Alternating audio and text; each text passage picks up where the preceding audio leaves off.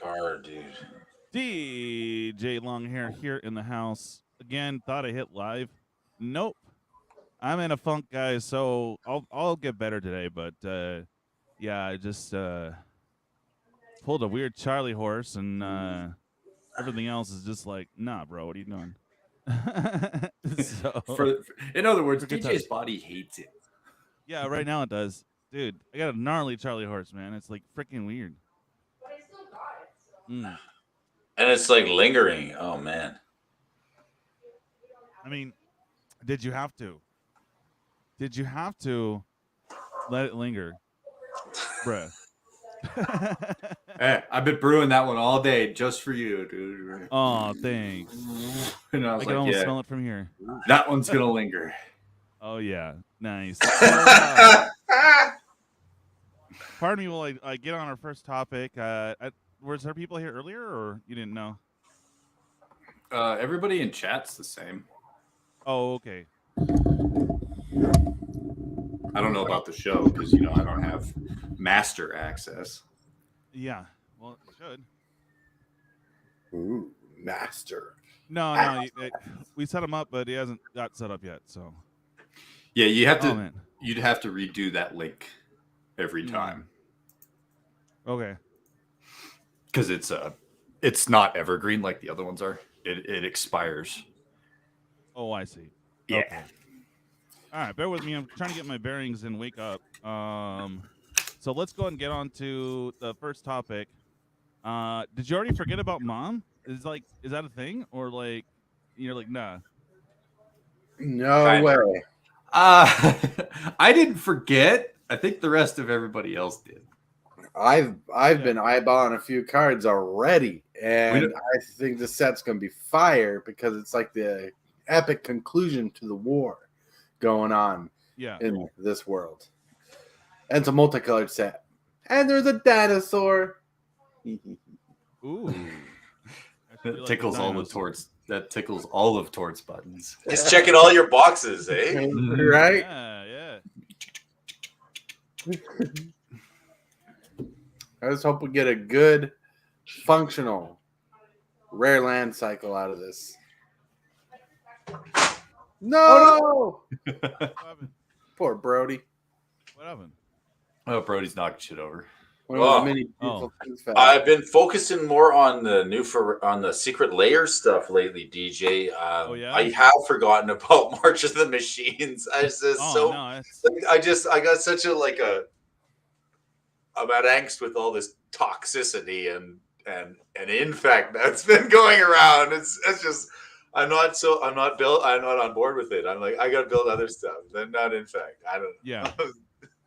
But there's some really good stuff in there. I feel like I'm missing out. So eventually I want to make that rat deck. It's gonna be fun. Rat. But missing pieces still, and Dave's sending them, so it's like, okay, I gotta wait. But I don't know, man. So for me, the set is it's cool. It's definitely got some unique things with the two legendaries teaming up. Reminds me a lot of Star Wars CCG. Way back when Decipher had it. How they had the combo units, like you'd have like Boba Fett and Boss, or Boba Fett in a Slave One, back when you could still call it that. So it kind of reminds me of that a little bit. I know the significance doesn't matter, but I'm just saying it reminds me. But so far for me, I haven't really seen all that much in my color pie. So I'm just kind of like, eh. So I don't know, guys. Sell me on it, guys. What's good in this set? Look at that card.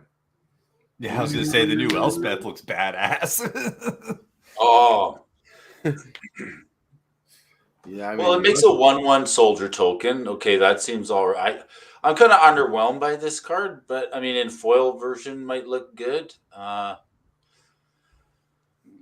Counters, and then flipping everything out of the bin that costs 3 or less. Oh, damn. Not terrible. That's not too bad. I think that's a 4-drop for 4. That's pretty good. I'd rank this like a B-, but I really like it because it does cost. I'm with you, Derek. Comes with 4 loyalty. Sure, the 1/1 white soldier creature token with lifelink's no biggie, but you really kind of want to build it up because Savine's Reclamation is a strong card in Commander, and this works on all levels for the ultimate. And the +2/+2 counters, the 2+1/+1 counters on target creature is pretty solid. Limited is pretty solid. Like in my Rafik deck, pretty great. In my enchantment deck, this would do good. And plus, do not neglect the first ability. It's probably nerfed because Mondrak is in the set. Or not in the set, but in the block. Mondrak is standard with this. So +1 will give you 2 1/1 White Soldier creature tokens. A lot of the doubling effects. That's a good point, Derek. I'm kind of with you on that, on the B-. I kind of sad that, you see Elspeth progress as a planeswalker lore-wise, and this is where we're at. Right. But I mean, I guess as an angel, she had to die and come back. Mm-hmm. She had to die. Yeah, like even cooler looking. Right. I give that art an S For satisfactory. Satisfactory? It showed up. Yeah, the art is cool. Art's badass. Right. That is pretty cool. It's white, so you haven't told me. What's next? God damn it, DJ. Oh, there's a Chandra. Oh, Chandra. I want it. We've seen that. We've seen Jin. What else I haven't seen a couple things that I'm curious about. I want to see the new sword. Show me the new sword. Oh, show me your sword. I don't know if that's been spoiled yet. Just don't cross them. Hasn't been spoiled yet, but here's something in Commander decks that's in our friends' colors. Slimefoot and Squee. Fungus Golem. Ooh. The Fungus Golem. Sounds like my feet. I'm kidding. Red, green, black, legendary creature Fungus Golem. Whenever Slimefoot and Squee enter the battlefield or attacks, create a 1/1 white, green sapling creature token. You may play 1 and black, red, green to sacrifice sapling. Return Slimefoot and Squee and up to 1 other target creature card from your graveyard to the battlefield. Activate only as a sorcery. For the fact that in the graveyard, this works as a recursion spell for itself and another creature is pretty solid. Like in an aggressive deck, I wouldn't rank this high, but in a reanimator style deck, I'd probably go with C+ on this. That's pretty good. Right. And this is my personal feelings on the card. There is no official rating on my end, but that is pretty fun. Well, it's just fun to say too. Yeah, fun to say. I have kind of a personal attachment to because Saprolings was the first commander deck one of the second commander deck I built. What? So I was looking at adding the fungus commander, the one that has white in it. Mm-hmm. Nice. Believe it or not, this is a banned creature I don't want to play. I know that shocks Prime, but it's fine. It's fine. I'm not a big Humans fan when it comes to ban or Magic. See, they haven't given us too many spicy spoilers. I mean, for me, I find so far some grabs like this Heliod Radiant Dawn. We looked at this before. It was on one of my MTG3 videos where he's just like a C average enchantment recursion spell 1 end, then he flips over to give all your spells flash, which is pretty solid because in an enchantment deck, this spells you have flash makes your O-rings instant speed, and plus with this cost reduction ability, if your opponents draw at least 2 cards during their turn, your Oblivion Rings cost 1 white mana, and they're at instant speed with this on the battlefield. This is a solid enchantment themed card. Now it says spells you cast, so it could be creatures, instants, and sorceries, but this will fit better and best in enchantment decks.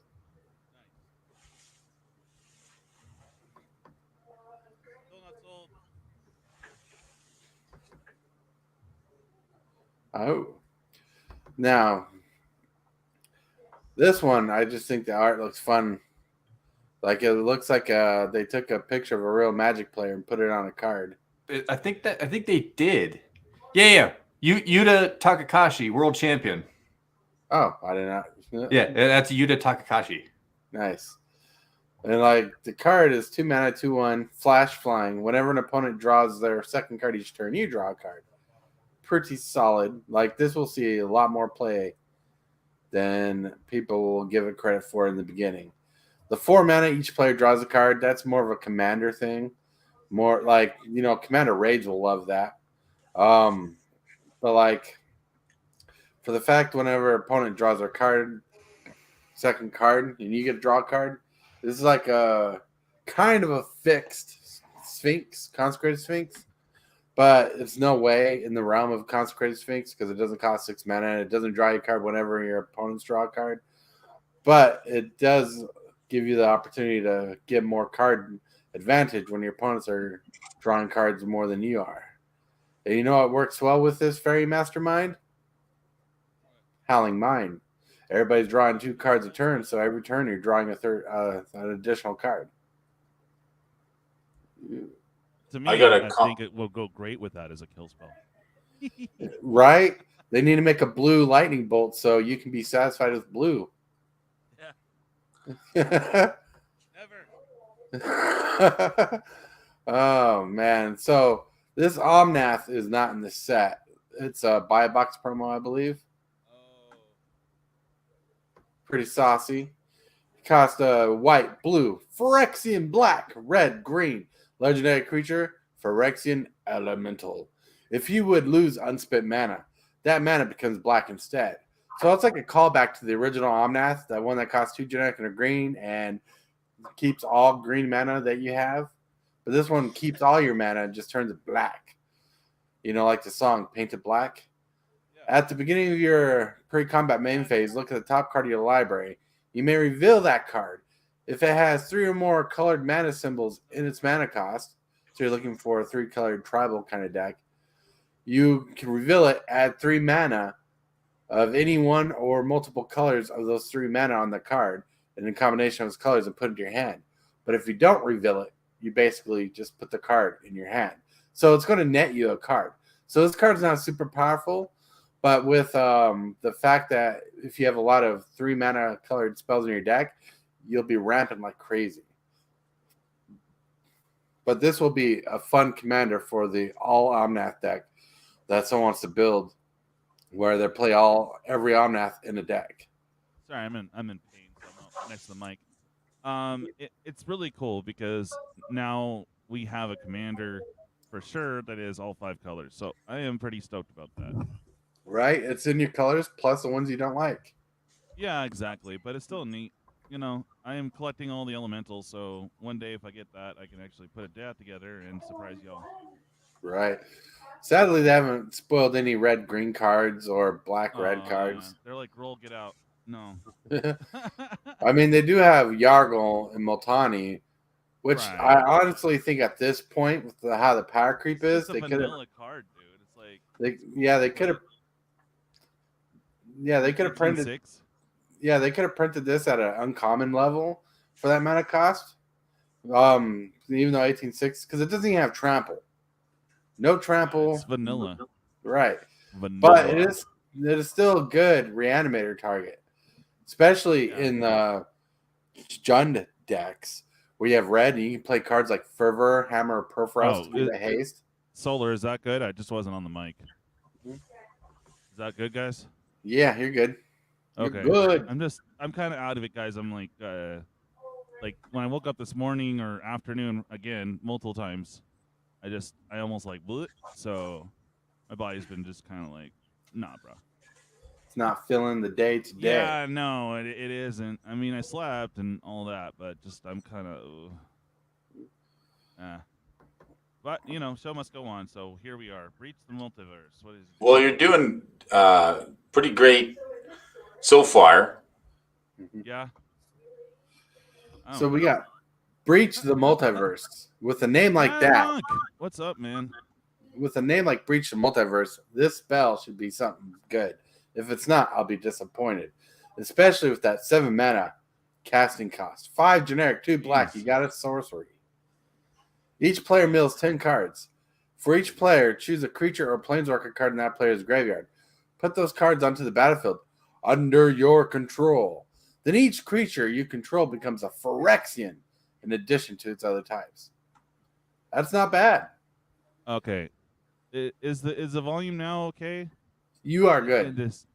Okay. No, I just have to get up on it and like make out with it pretty much. So Ah, I'd step back because I'm like in pain, so I wasn't next to the mic. That's what happened. So we're good. all I'm right. still a little low. Really? I- Okay. Sound fine to me. Yeah. Yeah. Weird. I mean, my spirits Weird. are, but I don't know if my All right. Yeah. No, I'm trying to be happy, positive, and all that fun stuff. I'm just kind of meh. So what is it? It mills 10 cards and what? So each player mills 10 cards. Oh, okay. And for each player, you choose a creature or planeswalker card from their graveyard, and you put it on the battlefield under your control. Then all creatures you control gain the Phyrexian creature type in addition to its other types. Oh, neat. Okay. For 7 Okay. mana, this is a blowout spell. It's pretty solid. Interesting. I mean, it digs deep when it mills, Okay. so you guarantee you get a creature or a planeswalker in most decks. Nice. Then, like I said, for the previous Multani card or the Frog Spirit guy, My channel. if you're running in Jund, My channel. if you're running, no, I said previous, like here on this No, you're channel. good.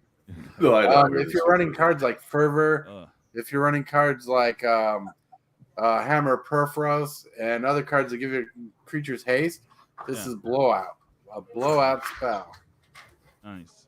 I'll show you a blowout. That's right. Don't make fun of my assessment of drawing and playing awesome cards. Oh no, you're doing great. Man. This is Yeah, a you're great doing a great assessment, man. Like doing a great you've job. done way more research than I have. I've looked at a couple I looked at a spoilers card, and like and I'm like, it's a card, and that's as far as I got. Pretty much. I'm like, Yeah. I'm just hey, too Derek, goddamn busy. Derek, can I Yeah. can I ask you a quick question about the blue card that we were looking at, the creature there for a second? Yeah, the player card. Yeah. I kind of want to think like, is it because these are going to be standard and modern legal, right? Oh, this is a standard set, so it'll be everything legal. So is it? I guess like I guess got to ask myself: is it better than Ledger Shredder or Brazen Borrow or is it kind of fit in? Does this sorry to go back a bit, but I can't. That's kind of the question I can't stop thinking about. Is this going to replace Ledger Shredder? Is it that good? I don't think so. I mean, it almost is. What do you think? Yeah, Tortoise. All right, Yeah. so I'm looking at it. Ledger Slider, because I had to read back a little Ledger Slider because I haven't seen it in a while. Yeah. So whenever you so I got two assessments on this. First of all, whenever a player draws their second card, any player each turn, you loot, and if you loot and you discard a non-land card, you put a +1 counter on it. So Yes. So in one instance, the Fairy Mastermind is better, but in another instance, if you're running Because it's got Ledger flash on it. right, but in another instance, if you're running Ledger Shredder in a Reanimator Grixis style deck, this is going to be better because you're throwing creatures in the yard where you want them. So it's going to be strong. So both cards are strong. Holy. One card's going to be stronger in one kind of deck where the other is going to be like spells matters. You're trying to recoup your hand because you don't want to loot every time. Like one of my favorite cards I like to play in my commander decks is Monastery Siege. And that's the one where you can choose dragons or cons, and one of them is where you loot. You draw an extra card every turn, and you discard a card from your hand. I like that card, but there comes to a point in some games where discarding a card becomes crucial to your plan because you're playing so many spells. Your hands get messed with, where there's a point where it breaks you to have to discard a card. So Fairy Mastermind would be a better card in that instance in the later games where that's like effective because you're not being forced to loot. Ledger Slider forces you to loot. This one just draws you a straight up card. So if you have to discard, it's probably because you got too many cards in your hand. Like I've played a turns deck for a while with I've played that deck for about 6 years on and off, Right. and it runs Howling Mine. It typically, like the original blue or any blue-white turns deck, or the blue. I've tried different variants. Mono blue is still really good, and the Howling Mines for the extra card draw. So Right. for me, Ledger Shredder was kind of a card where, like, if you could replace that artifact with a creature, hey, that's a win condition, right? Like Right. this, yeah. So Brazen Borrower was really good, and then of course, if you're taking extra turns with Time Warp, you want to kind of get ahead with extra cards all the time. Right. So Because Ledger Shredder was so good in that deck because you replace the Howling Mine, and then you use things like Temple Bell, so each player draws a card, or the Gaia Reach Sanitarium, which is a land you pay 2 and you tap it. Each player draws and then discards. So those synergistic. Like the fairy could almost maybe replace that, or that Howling Mine effect. It almost seems good enough, and it's a win. It's a 2/1. Like, that's pretty good. Well, it doesn't replace the Howling Mind effect, because the Howling Mind just draws everybody an additional card, right? This is when your opponents draw the second card. This is something you want to play when you have Howling Mind. Mm-hmm. And you just get more card draw. Right. It looks to me like it's a combo piece. Like Snake's Tutelage is a pretty decent card that, whenever you draw, they mill. So, so it's like there's totally, like, there could be a few combos with that. Yeah, that just looks like combo piece stuff to me is all. I mean, it doesn't look like a replacement to anything. It just looks like it's going to be an addition to shit, Right. And like, it goes well with those. Your Right. ledgers, your brazens, your and like I said, the important part between the two different cards, between Ledger Shredder and this one focuses on your opponent's drawing cards. Ledger Shredder is when any player draws a card. That includes you when you're your second card each turn. So, like, price-wise, Ledger Shredder went straight from standard into modern at the same time it was printed, right? So, and it was $14 to $20, I guess. I don't even know what it's worth now, but cards that have 16, right? So, thanks for bringing that up. Yeah, that's probably where I would put that card price-wise. What do you guys think? Like $20, maybe 15 for the fairy? Well, I'd say 5 to 10 for that card. I don't see it being a bulk rare at all. If that's I don't think it's going to be a bulk rare because it has the flash on it. If it didn't have the flash, it'd probably be like a $5-6 card. But since it has the flash on it, there's probably going to be not combat tricks, but tricks. Like when your opponent goes to draw the second card, but you flash this in response to get that draw trigger. Oh, yeah. Timing with this is crucial, too. When they punish them for drawing that second card, you say, flash this in and say, okay, you're going to draw a second one. I'm going to draw one, too. Right? Then, if you want to, you can pay the $4 to have each player draw cards in situations where you want to dig. This is going to be a good commander cards. I know Bob will like this card because it's commander raid style. Pay 4, each player draws a card. Yeah. Yeah, thanks. I just really want to expand on that card because I wasn't so excited about Elspeth, but I kind of get a little excited about this card, So I just wanted to come back to it for a second and ask because like it seems interesting to me. It really does. Right. And see, chat is saying maybe 3. $3 to $5.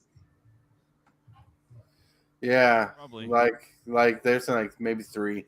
But the true value will show if people do throw it into modern, if they do throw it into legacy, whatever. I see this as it could be a modern card. I see this like as a commander card for that 4-drop mana sink. But at the same time, there might just be better cards for people to draw with. I mean, you do have treasure cruise and whatnot, but the fact that it grants you additional cards whenever your opponent draws their second card, I think Ledger Shredder will stay more expensive than this card, only for the fact that its text reads when any player draws a card, including yourself. And this one negates yourself. No, that's whenever somebody plays it. When your opponents cast their second spell every turn, you connive. Is it cast? Yeah, that's what Ledger Shredder is. Yeah. Yeah, so he connives when when any player casts a second spell. Oh, okay. It is any player. Oh, yeah. Okay. I thought it was opponents for some reason. Sorry. No, that's pretty good. So, I was mistaken. And ideally, that thing works really well in Storm decks. So you can see these two cards side by side. Yeah, that's what I was saying earlier. Yeah, maybe a little bit of both, right? Mm-hmm. Yeah, like combo piecing them out, like pairing them. But totally. Again, you only get the card draw off once off the second draw. You don't get like a third or a fourth. Yeah, it's not. Yeah, right. You can only. So it's okay. I was just looking at the chat. There's some pretty good comments flying in. Some people say that Shredder grows, which is good too. But maybe the miscreant is Mastermind. Yeah, maybe it's not. I'm reassessing this because like the Mastermind is pretty solid. Because like you can use Mastermind to trigger your second spell on your opponent's turn with the Shredder. Ledger Shredder. So if you like play or remove a spell, then you're like Fairy Mastermind for your second spell that turn. You can use Ledger Shredder's connive ability on that one. So yeah, they can combo out pretty decent in the same deck. Now, how strong will they be? Well, Ledger Shredder does grow with the +1 counters on it if you discard the right non-land card in there. And this one will draw you a card if it's the second spell your opponents draw. So you can't trigger this yourself like I just mentioned. So your opponents have to draw their second card. So this is very reliant on your opponents drawing cards. As excited as I am for it, so yeah, probably like a $10 card at most. I think chat may be right at $3 card. But we have to see what other cards are out. I mean, there's spells matters decks that I'm not even thinking about the combo pieces in. There's lots of ways to draw your cards, and a lot of the best card draw cards in blue do not draw you a card like does Brainstorm draw you a card? I think it does. Like there's cards that, 3, yeah. Well, there's a couple cards that you look at the top 3, you manipulate them according to the text, and you put a card into your hand instead of the draw effect. So it varies on how it sees. Like I can see Fairy Mastermind in a Tulane deck. Tulane likes to draw a lot, and he will help him draw against other people who like to draw and play blue. I know DJ has a hard time understanding what drawing extra cards is because he doesn't play blue. I'm poking at you, DJ. But yeah. So yeah, it's going to see some good play. That's a good point, Tortoise. Like it tells. I guess we haven't seen the whole set yet. So to give it a fair assessment, we'll have to see more of the set, and maybe it tells us that we're going to be drawing. Everybody's going to be drawing a lot of cards in this set. That's what I want to see. Because right now, all they've really shown us is their little gimmick of putting 2 creature types on one card. Right? They're like, no, we've seen 2 creature types on one card, but they're putting 2 characters on one card, which is kind of Pokemon-ish, or probably just downright is Pokemon-ish. Because you got Drana and Linvala. I mean, what they do? One generic 2 white and a black legendary creature, Vampire Angel, Flying Vigilance, which is pretty solid. Activated abilities of creatures your opponents control can't be activated. Lockdown. Drana and Linvala has all the activated abilities of all creatures your opponents control. You may spend mana as if you are mana of any color to activate these abilities. It's a 3/4. That's a lockdown card. I had the blip. What the fuck? Sorry. Beep. That's a good card. What? That's a good card. What is going on? You had a beep, huh? Are you excited about that one, Brian, or what? Hey, I like cards that rip other things' abilities and being able to play mana. So it's any other color, dude. You're like, let's play some fair Magic. I'm like, yeah, that's wholesome. I see. Bob has made it to the house.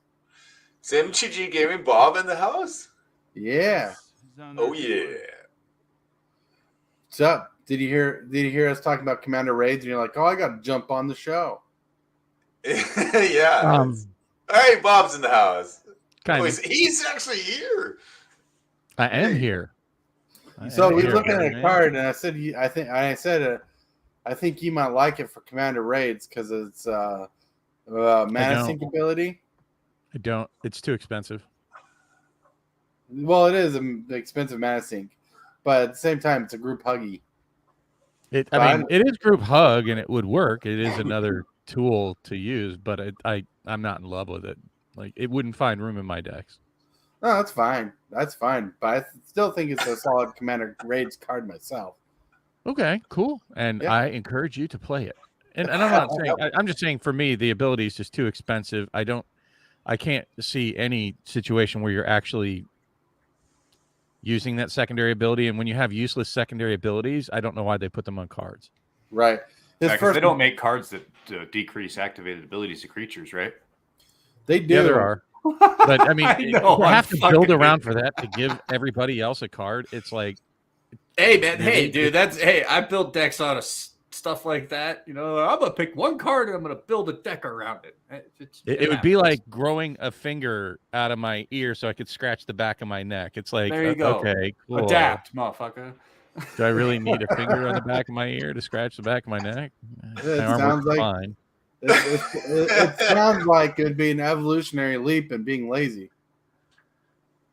Sure, if you want one, go for it.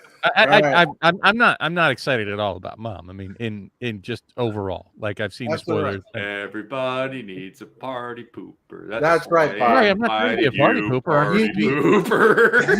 You don't have to be excited about Mom. I got enough excitement in me to cover your ass. So I haven't seen enough to want to buy it. Yeah. But here's the difference: is you're taking me not liking it as like a personal attack, and I'm just giving an assessment of the set. I'm not attacking you at all. I'm saying I'm not saying you're attacking me. You're Tortoise's taking my assessment. statement. It was as very an attack. thorough assessment. He had the white gloves on and everything. He was very thorough. All right. So Jin-Gitaxias costs 3 generic and 2 blue for a 5/5. He has word 2. Whenever you cast a non-creature spell with mana value 3 or greater, interesting, you draw a card. Pay 4 mana, exile Jin-Gitaxias, return it to the battlefield transformed under its owner's control. Activate only as a sorcery and only if you have 7 cards in hand. Now, from what we were talking about earlier, there better be some good card draw in this set or throughout standard to make this worthwhile to transform it to whatever this side. Well, they have that on your ferry, right? You got. I just have a feeling, that you're paying 2 to get that ferry out there. It's a 2/1. You're going to sink 4 into it. You got to get this thing out for 5 to get 7 cards in hand. It's like, are you dead by the time that you get there? Well, it varies on what format you're playing. Like I think it's going to be a limited all-star. So his first saga is draw cards equal to the number of cards in your hand. You have no maximum hand size for as long as you control the Great Synthesis. Alrighty. So that's actually not bad. Saga 2 says return all non-Phyrexian creature cards to their owner's hand. So it's kind of board wipe-ish on a stick. That might be good. Then his final saga is you may cast any number of spells from your hand without paying their mana cost. Exile the Great Synthesis and return to the battlefield front faced up. So it recycles itself. Neat. So Yeah. what turn are you planning on that popping off on? I have no clue if it's going to pop off or not. It's an enchantment, so it can be destroyed. Boom. But it is fun flavor. I mean, that's all it is. No, Like- and that's all I'm saying is like, okay, so realistically, if you had Jin-Gitaxias in your hand, you played it on turn 5 because it's blue, you're probably not ramping. Right. Next turn, so turn 6, you get to exile it, grab Maybe. a bunch of stuff to your hand. Turn 7, it does the second ability. Really, it's the third ability on the saga. So turn 8. It's a 9-turn saga. Okay. Basically, that's hugely mana expensive. It's a 9 mana, 9-turn saga. But there's other ways to get around it. I mean, if you're running a control deck and making people more miserable. Limited? No. No. Not limited. No, limited is one thing. But like in Commander or say like another I'm format. sorry. I'm not trying to poo-poo, but I'm just saying realistically, If I saw this, I would just like if I want to win, I would pass this in a draft. But no. I don't know. 5 mana for a 5/5 with Ward 2 is still decent for a big beater. You don't have to care about the other side. I mean, is this going to be better than Jin Katax's Core Augur for the mana? Because that card just wins you the game. Your opponent's step to discard, right? Yeah, this is kind of nerfed compared to it. Like I said, if you're running like a heavy control deck, and you're just making someone's life miserable, you're just going to take your time to get to that ultimate saga or the ultimate on the saga side. So in draft, this would be a bomb in draft, right? Like right. It wouldn't be like the biggest bomb, but 5 mana 5/5s on curve and pretty good. Now, it doesn't have flying, it doesn't have evasion, it just has Ward 2. So that's what actually makes it decent enough to see draft play. But like the power creep in the set, I've noticed has grown. I mean, you're facing cards like Yargle and Matani, which is obviously the better pick if you're in those colors. Even if you're running Sultai.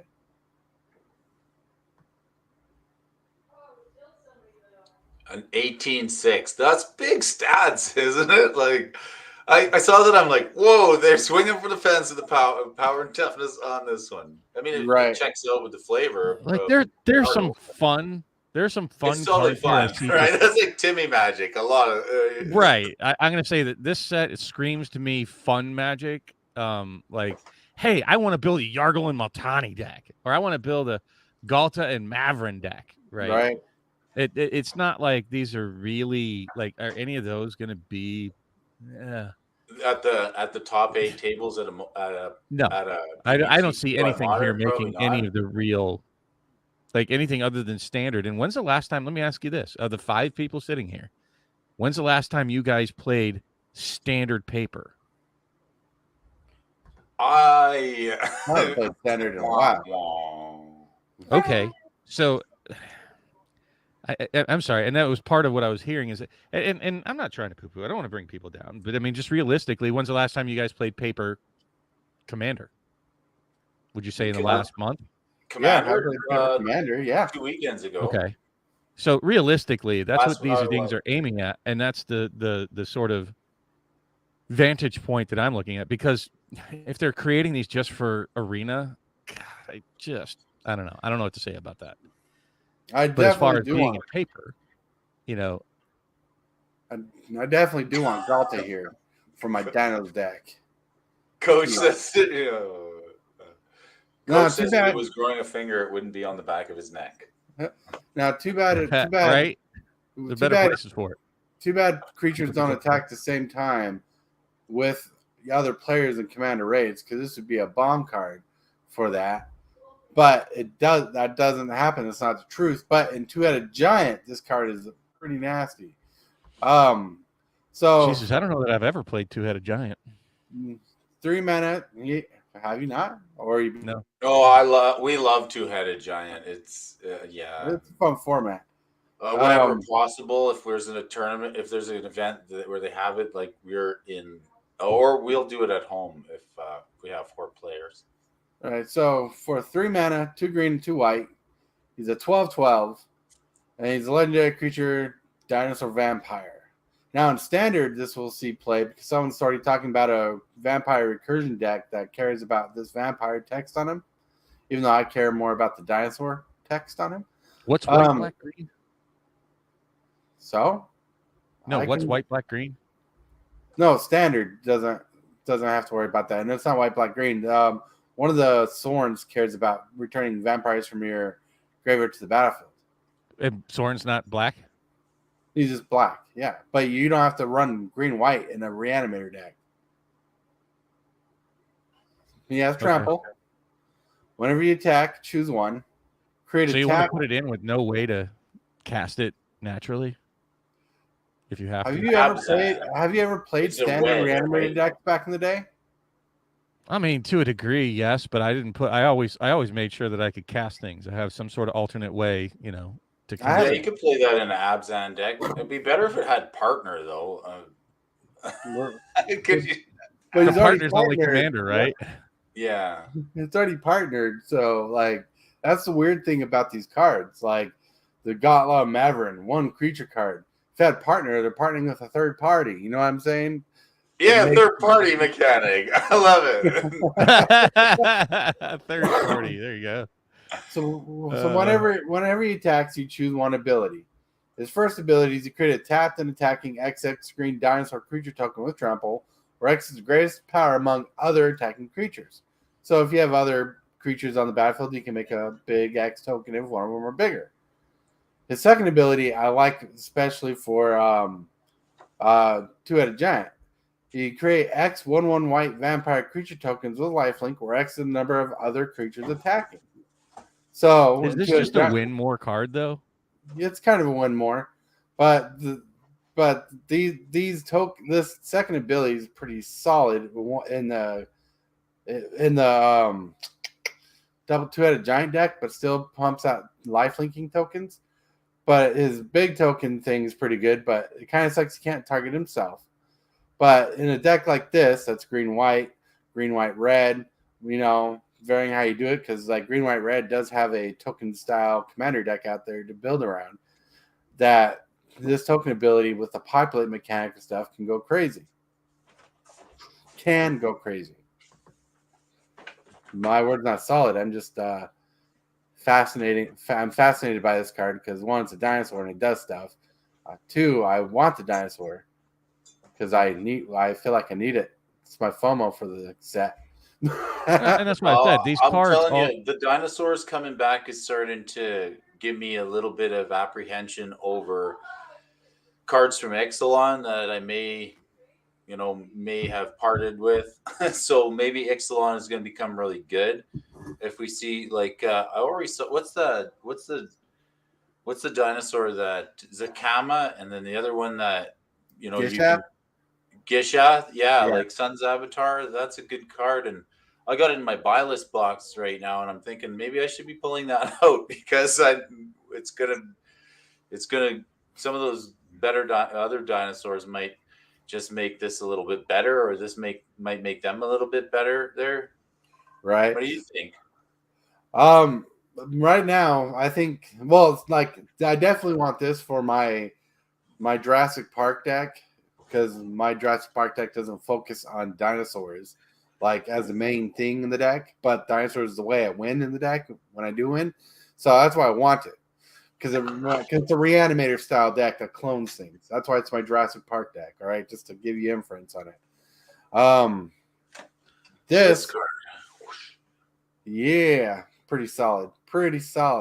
He's in the it's like 20 something bucks right now on a buy list, and I'm like, maybe I should pull it out because we don't know. There could be more good dinosaurs, and if we see that, I think there's going to be a lot of players that could get behind some new dino decks. Right. So this will probably push up the price of dinosaurs just a bit because it's a dinosaur, but we also have a Phyrexianized Italy coming out that I'm waiting to see if they nerfed or actually made good, because they make cool art and they make a cool story sometimes, and I emphasize sometimes. I hope they didn't nerf the card and just give it cool art. That it's actually a fun card. I'm actually really excited for this card too, Tortoise. This 12/12. It looks fun. It looks super fun Magic, right? It is super fun Magic. And Bob hit it on the head. Like, hit the nail on the head when he said this looks like a fun Magic set only. And I think that's what it's supposed to be, since it's encompassing the big war. And going across different planes, you're going to be seeing different things. And here's the issue you have with fun Magic sets, is that they tend to not do very well financially speaking. And that's not a problem for me. Okay. Well, I'm glad that we have differing opinions, because boy, would it be a boring show if we all said exactly the same things and just kept going, yep, you're right, absolutely. Do the schnozberries taste like schnozberries? I guess. Thank you. One person gets the reference behind me. Oh, I caught the reference. I didn't say anything. But I just, Magic's not all about the money. But I can't remember who was it that said that. It's not supposed to do well everybody wants to open up the hit, right? And if you're going to be paying the prices for the set for just fun, then I will say what Prime, you should know what I'm about to say. If I say that you're cracking this set for fun, then you should lower your expectations. I didn't say lower. I said set. No, set your expectations accordingly. Yes. And your expectations should be you're going to spend money that you're going to watch Brody's graphs go in the tobogganing direction. Brody's going to lose all his money. I know. And if you're fine with that, like I just literally, while I was late, I was opening a bundle of Streets of New Capenna. I was hoping to pull just a couple more triumphs because there's some that I'm missing. Those are going. Dude, I underestimated triumphs. I got 5 set cards out of that bundle. So out of 8 packs, I got 5 of the list cards. All right. They were all the hot. No, they were all the what's that called? The Stranger Things reprints. And there were 2 of them that were doubled up. So 5 list cards out of 8 packs, 2 doubles. Right? Wow. That's a New Capenna problem though. All 8 packs, I don't think I got more than $5 in value. Oh shit! I'm not even joking. I think that might be generous. I think Giada might be the most expensive card I pulled. I'm not going to disagree with you, Bob, when you said set your expectations. You're buying packs, but sets like these, you're probably just going to buy the singles yourselves and let other people open them up. I would agree with that assessment. I would say heavily on this set, more so than most. Because here's what's going to happen. That's why they put the Ragavan, right? That's why they put that bonus sheet. I was watching. Did you watch Gavin Verhey about this set? About the There's bonus the one, sheet? the Ragavan with the new old masterpiece border. Yeah. And there's others. I can't remember what the other one that was alongside it. At any rate, it doesn't really matter. They're putting that in there as the candy, the lure, the hook to try to bait you in to crack packs, right? And that you'll recoup some value that way. But if you're one of the unlucky schmucks like me, you guys got to witness my awesome pulls out of the Baldur's Gate box, paid $95 for it, got what, $21 in value on stream here. I just opened a bundle that I paid $35 for, and I got maybe $7 in total value out of it, and that's including the box for $5. So yeah, Atraxa, that's one of the other ones they spoil. So that's where they're going to try to get you in, to get that. And I think, am I not mistaken? Those are in the set box, probably in the collector as well. But so they're trying to push people off the draft box. The draft box in this has 0.0 appeal for me. If they're not going to put those bonus sheets in the draft box for this, and I'm a draft box guy, I hate set boxes. So, right, you expressed that before. You said you said set boxes are mainly for YouTubers. You can't draft with them. No, you can't. Like, they're not made for Table draft. Magic nailed it. We had Louis on here, and he did a whole thing that the long-term hold, the best one, is the draft box out of any of them. Oh yeah. You're not going to draft with collector boxes. You can't draft with set boxes. So if you're going to have it to draft at some point in the future with friends, you need the draft boxes. If it's a fun set, maybe that's where the long-term value is. Not financially, but like it's a fun set to play. If you get draft boxes, you can maybe put some away and have a good time with it, but maybe not get your money out of it. Well, here's my thought on it, and this is just a boomer thought, right? My thought is, if this set is as fun as I think it's going to be, like draft-wise, not money-wise, if it's going to be fun draft-wise, playability-wise, and memories are going to be made, when these young 20-something-year-olds are out there, turn 30 and 40, they're going to be hunting those boxes in those years. So they're going to be their set. Now, that's a long wait for investors, but at the same time, nostalgia will bite someone in the ass, and that's when they're going to want them. Well, that's a really good point, Tortoise, because like having a really good first experience with Magic is key to like getting new players to stay interested in the game. Yeah, most people, and I'm not saying all people, most people I know don't have a favorite set of Magic because of money value. People have a favorite Magic set because the time they played was the funnest for them.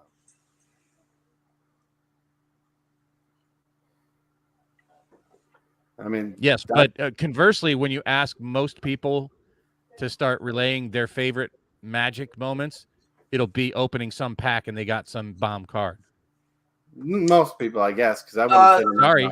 That's just what I've noticed from watching other people's channels and people asking, "Hey, what's your favorite Magic memory?" Oh, dude, I opened this pack. Part and of the I got Magic. What's that? My favorite times of Magic were playing games and kicking butt with decks and synergies I came up with. Like one of my favorite decks was a zombie deck during the Lorwyn times when fairies were behind. And I built a deck that was competitive against fairies, but at the time fairies were just overpowering overall. But I'd get so close to winning and win some matches during the game that I was so proud of it.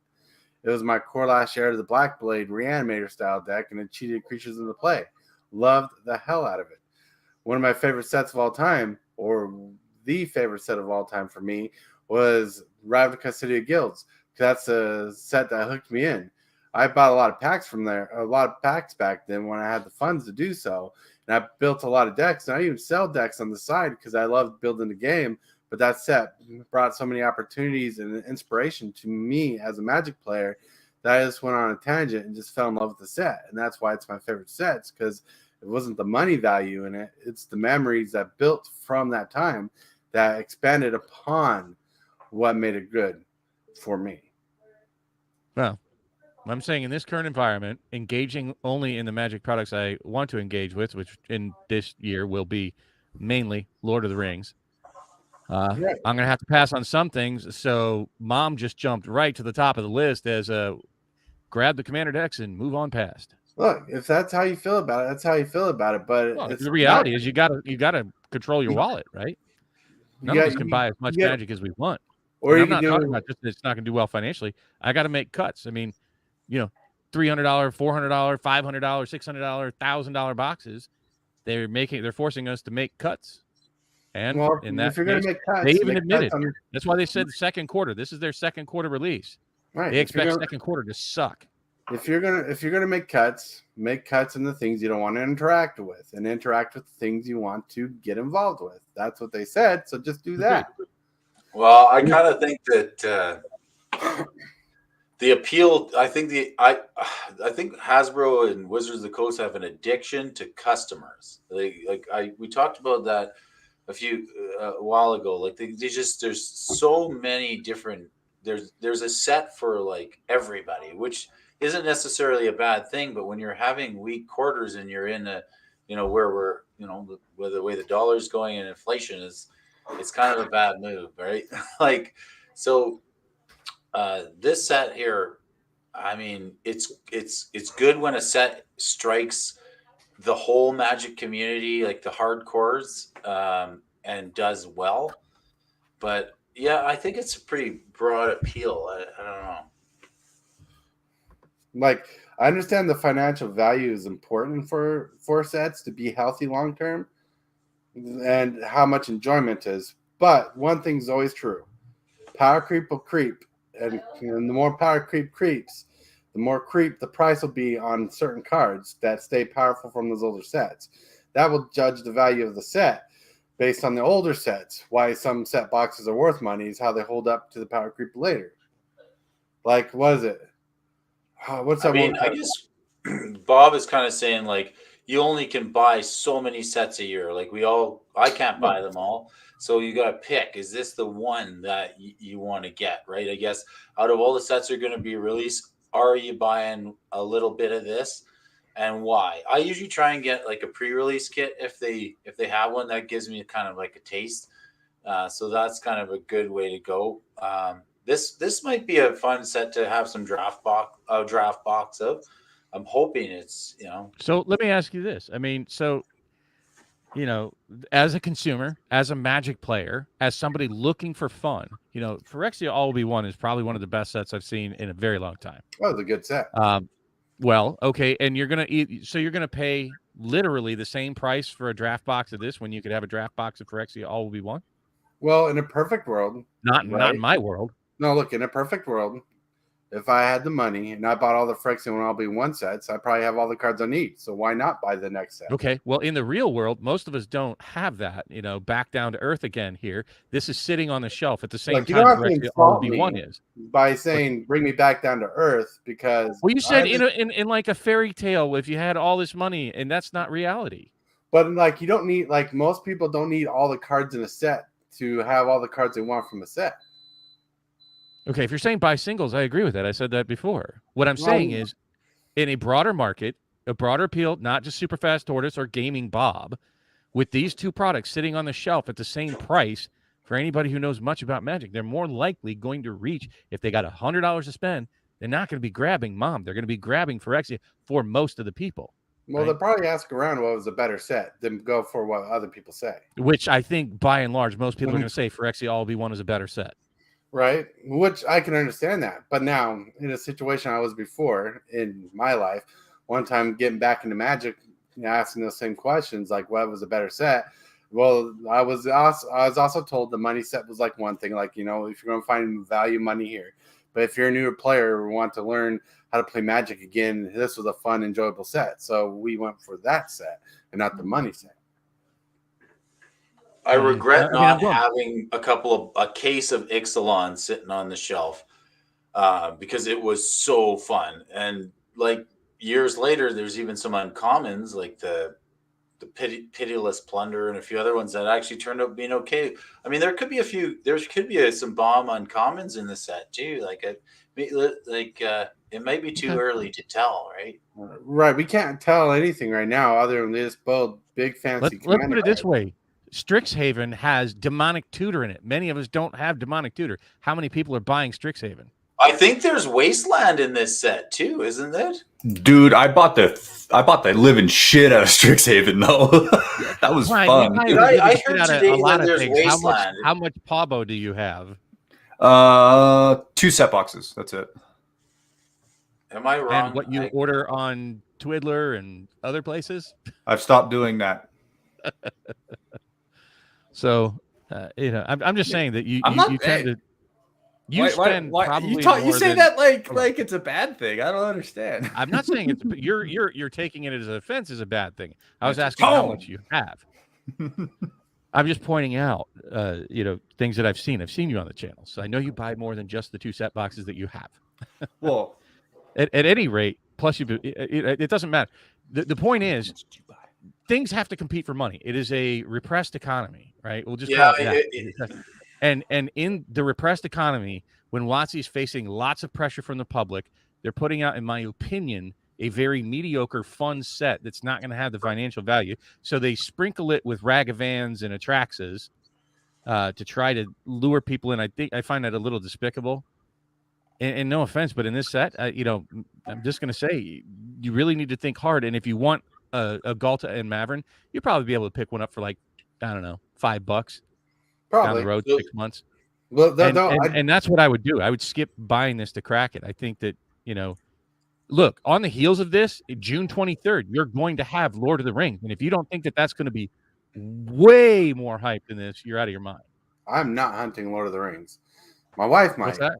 But I said I'm not hunting Lord of the Rings. My wife might. Okay. Not me. I'm just saying the community that spends most of the money in Magic that keeps it afloat as a company will probably be targeting on either side of March of the Machines. They'll probably be targeting Lord of the Rings, which we know is coming. Commander Masters, we know is coming. Those two are already are bumping heads as it is. Maybe. So this set, I think, really got done dirty by them super early spoiling Commander Masters and Lord of the Rings. They didn't give this. They killed this one in the cradle. Like, seriously. This is in the chamber, and we don't even have the boxes of the next 2 sets on the shelf. Is it like we already got spoilers? Right. Yeah. So I'm just saying they killed this one all by themselves. That in itself, maybe there'll be one print run. That'll be the glimmer of hope down the road. Is it nobody buys it, so they don't print any more of it, and it'll be very scarce. So like the backlog that could be the plug. This could be the piece of cheese that you eat in between 2 meals that really sort of like stops the whole proper rotation of sets. Because like now that you say that, we don't even have the Lord of the Rings on the shelf yet, and we're already spoiling the next set. Well, not only that, they're already pre-ordering it. Like, and things are sold out for Lord of the Rings. If you don't think that already stole money from Mom, oof. I'm just saying that's they're what they're doing is they're like really front loading this quarter so they get numbers. They get money in the chamber totally, so that their quarterly report doesn't look as bad as it actually is. But at some point, this, Brody, it's going to catch up with them, right? I'm not going to deny you that one. because they did try snuffing out the set by giving us spoilers way too early. Yeah, I mean that struck me as strange. Like, why the hell are they doing it so early? I don't even know. I'm glad you mentioned it because I didn't say. I was like, oh, another spoiler already, and like I thought it was a little early, but maybe I'm just getting old. Doesn't right? this set release like in a month? We're all getting old. Doesn't this set release in a month and we don't have the spoilers yet for this? No, yes and no. Yes, it's just spoiled. It comes out next month. No, we don't have all the spoilers for it yet. So, yet we have spoilers and a good chunk of them from Lord of the Rings. Some of the spoilers are already from Commander Masters. Well, my thought on Lord of the Rings and opinion on the set is that since they're doing the thing where they what do you call it when they're the trademarking thing, since they're paid for the trademark, they want to make more money off that set so they can get back their gains further than this set. Because this set's all them. They don't have to pay extras. Where getting the Lord of the Rings. You're saying royalties? Is that what you're trying to get at? Yeah. The royalties. They're trying to get back the royalties for that whole thing. Because the Lord of the Rings set, I bet it's going to be a fun set.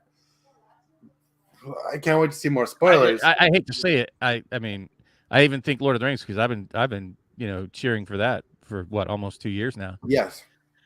I'm very deflated about it. I don't like some of the I don't know what you want to call it. The woke stuff that's in it. I really can't stand that. They're tainting a story. I'm like, come on, guys. And they're making it all about the one-of-one hunt for the ring, right? That's really what that set's going to be. That one's a lottery. I think we all know that. Sure. And I agree with that. And that's kind of I love it. I love the concept. The flavor's there, but like it is a lottery. So. The unfortunate part is that's what people are going to remember. It's a golden ticket. Like I'm sitting here petting Willy Wonka's head, right? And I'm like, that's exactly why I put this background. I've been obsessed with Willy Wonka since they announced the 1-on-1 ring. Right? Yeah, you're like, I really am. I'm playing Willy Wonka slots on Facebook. I feel like a freaking I bought Willy Wonka in the Chocolate Factory this week, on my Prime account to watch it 3 times. I'm playing songs on Alexa. Alexa, play Pure Imagination. So I hope that just triggered a bunch of people's Alexas. So, that's really what it's about.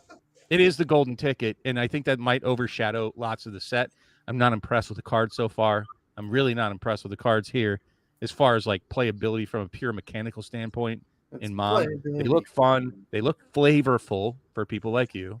I think singles will be okay, not great. They'll sell. There's enough in here, and clearly, honestly, without the commander slant on these cards would be garbage.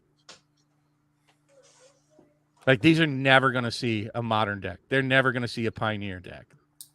Yeah, that's what kind of sucks living in Commander world is you don't get a lot of the modern playability in cards as much anymore.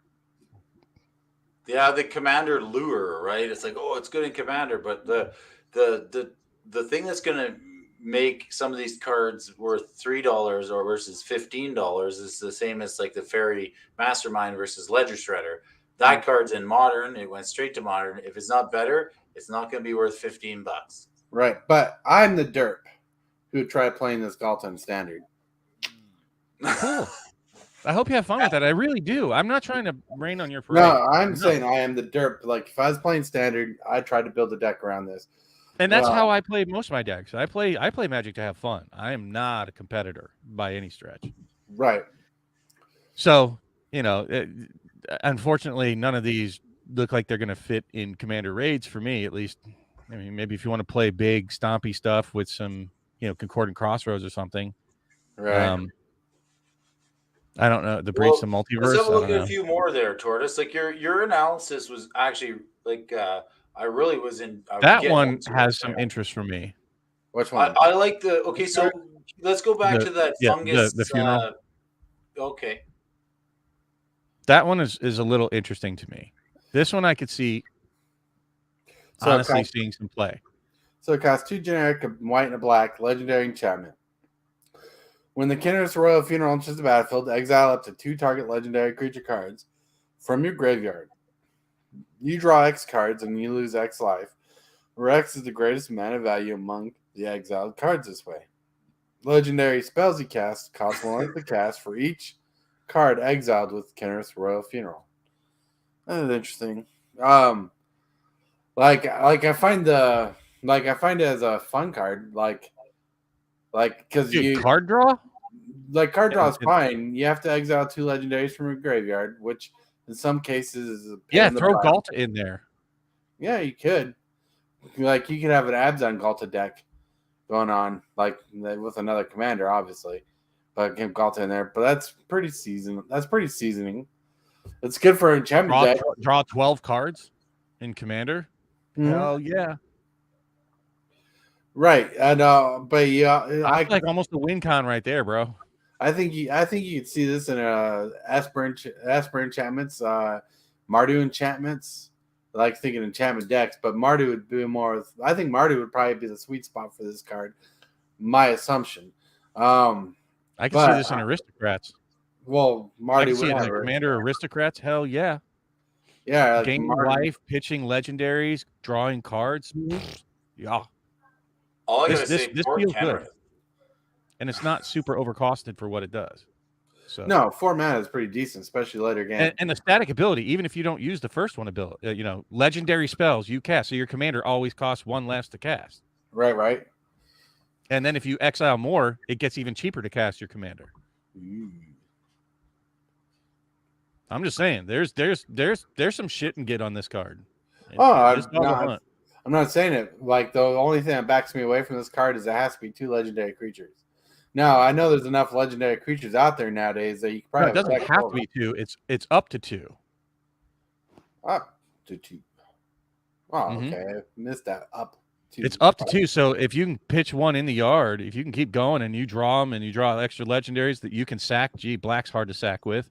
Maybe get some value from white, gain some life to offset the life loss. I'm just saying, this has got. I'm telling you, I think this one. That's when I saw it. I'm like, it's not the way my mind thinks, and I don't generally play Orzhov, but I could see this card doing some things. It's a rebate on your commander for sure. Yeah, it's a coupon for your commanders. Well, the funny thing is legendary spells you cast cost 1 less to cast for each card exiled with Kenrith's Royal Funeral, right? Mm-hmm. It doesn't say until in a turn. No, permanently. That's what I said. Yeah. The static ability is great. Now, it's only going to do it 1 time because, unfortunately, you can't do it at the beginning of your upkeep, which is the only thing that makes this card not busted. Mm. So the most you're going to get is like 2 discount, but still. Yeah, but 2 discount every time you cast a legendary spell. So as long as you can get 2 legendary creatures in your graveyard and play this in a Super Friends deck, booyah, baby. Because Planeswalkers are legendary. Mm-hmm. What am I thinking? That's what I'm saying. I think this has some legs beyond. Like, I'm not smart enough. I would give this to my channel partner Matt and say break this shit, and I'm sure he would. I'm trying to find a card. Let's see.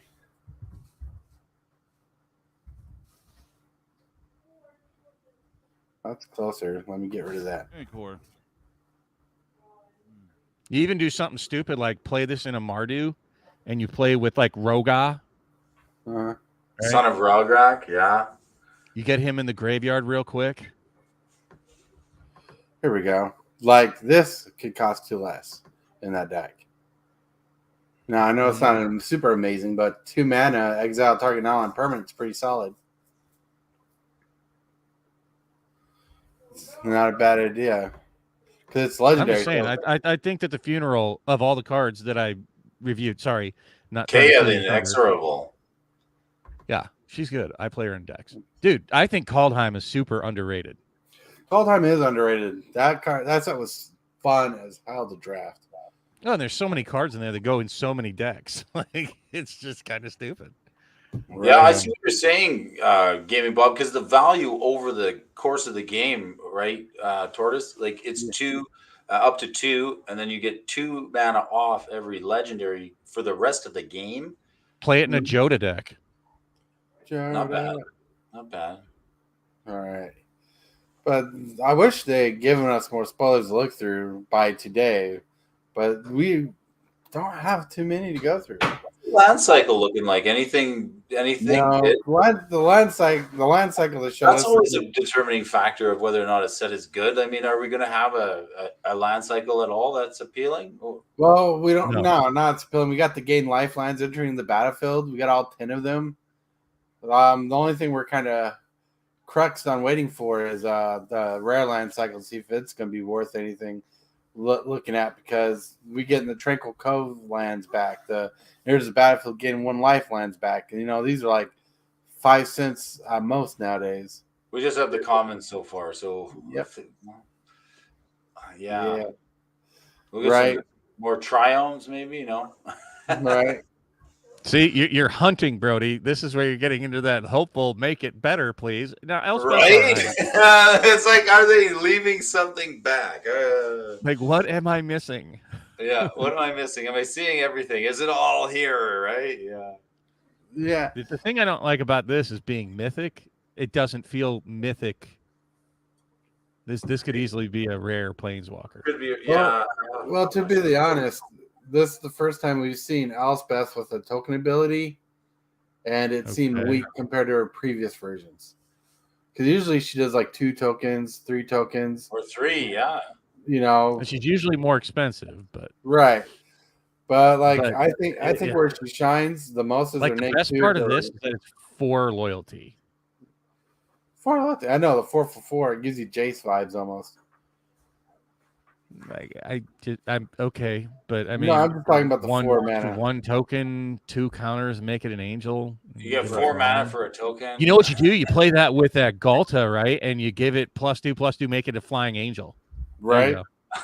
Well, that's a way Flying what is it? Flying what?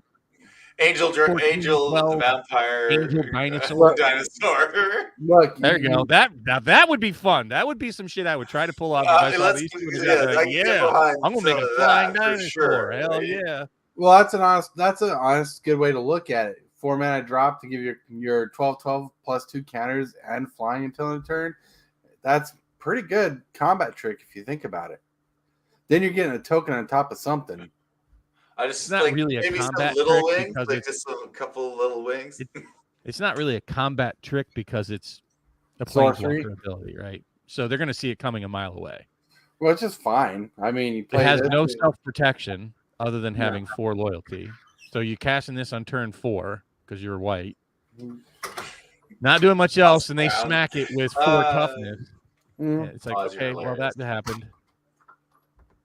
It's still a good card. Like, I don't think it's bomb diggity, but I really like the flavor And of that's this why I card. said I do. You I'm know what's still, bomb doesn't feel diggity, mythic. Tortoise? You. thank you. Yeah, but It doesn't feel mythic, but it I- is like somewhat playable. Maybe no, it doesn't somewhere. feel mythic at all. Like that 1/1 token is like the most depressing thing about this card. Like, why is it just a 1/1 token? Why is it Art, not it's 2/1 got a tokens? lot of people excited. I know that. They want to see the foil and see I- how that looks. I'm still waiting to Like, hear if they more gave about it the story Flash? to why she's an archangel. If they gave this flash, then I'd be far more excited. Or a static ability, right? What if your tokens have vigilance? And that was a static ability on the card. Mhm. Like that would make it feel more mythic. So right now we Or got make 4 everything an mana angel? for a 1/1 curse soldier with lifelink. I mean, what's the land from Ixalan that does that? It's a vampire token. Castle, whatever. Block Twain or something. I have no clue. Embereth? The land, the white land. When you track with 3 or Rantress. more creatures, you flip it. Or yeah, Anyways, it just feels like this should be have something. It's missing something to be mythic. It just doesn't feel very mythic. It doesn't. I create really- 3 1/1 white soldier tokens with lifelink would be That would be awesome. much better, or even 2. I'd even be happy with 2. You'd be Right. happy with 2. But Yeah. my As a question is, mythic, why why is she not? an angel right now? Like, what turned her an angel? Why is she an angel? I'm Because very that's what I curious. said. Okay, she had to die to be back as an angel, so or something maybe. I don't know. I'm just missing something here. I think that was a part of the story spoilers today. Mhm. I'll have to catch up on that. Maybe she'll be a Phyrexian angel by the next set. No kidding. I mean, I mean, then she would need to have Phyrexian like mana. But I mean, I'm not bashing this. I'm just saying for a mythic, I think as a card, like if this was an AI generated card on Brody's It's show in the morning, fine. It's it would totally be fine. right. It would be fair. Could go in a rare slot. It's like Sphinx of the Steel Wind. That's a mythic, and every time I pull one, I just throw it aside and go, "That's a 50-cent one of, and maybe some fringe decks." Darn it! The only good thing going for that first ability here is Mondrak is in standard with her. Only good thing about her first ability. Our other abilities are actually more playable or doable than her first ability on this one. So and because that +2 counters is pretty strong. I only ever see you using the +1 ability on this realistically to get up to that 6. Maybe, but probably not. Like if you're hoping to get there, you probably never will. Right. But what I'm saying is it in standard, right? This is a draft only +1 ability. You're not putting it in a deck and hitting that +1. You're proliferating, you're Atraxa, you're something else to get to that last ability. But let's talk about that -6 ability. I'm very underwhelmed. You can be underwhelmed. That's the ulti, right? Like, what do you want? This is like Tortoise. What do you want out of an ultimate? Should it win the game? Well, for me personally, go think about my enchantments deck. All my best enchantments got 3 mana. Okay. So if I can board build up my battlefield again with that ultimate, with my O-ring stealing your removing your stuff, my little Pillow Fort cards coming back into play, stopping you from attacking me so much. It's pretty powerful in the right deck. Now it's only a flavored. It's only powerful in that circumstance. You see what I'm saying? Situational, right? And ultimates on a planeswalker should not be ultra situational, right? But I don't want my 3 casting cost permanents in my graveyard to begin with, right? And then I have to wait 2 turns after popping this Joker into play. Only putting 1/1 white life linking soldier tokens, and that's what I did with my 4 mana. Right. It doesn't feel. You know what? If I'm going to do that, and I'm worried about enchantments coming back from my graveyard, I'm playing replenish.